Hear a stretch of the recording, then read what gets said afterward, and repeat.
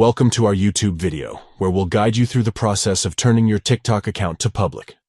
By the end of this tutorial, you'll have a clear understanding of how to disable privacy settings and make your TikTok content visible to everyone. Let's get started. Step 1. First, open the TikTok app on your mobile device.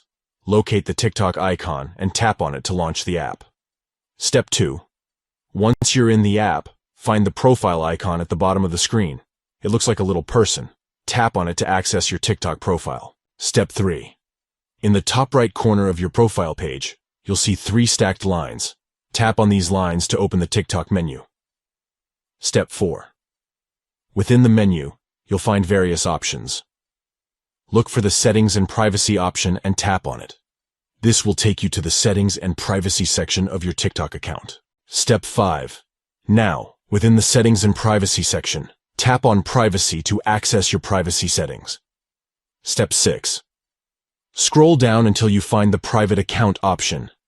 Tap on it to disable your private account. Congratulations! You've successfully turned your TikTok account to public. This means that your content will now be visible to everyone on TikTok.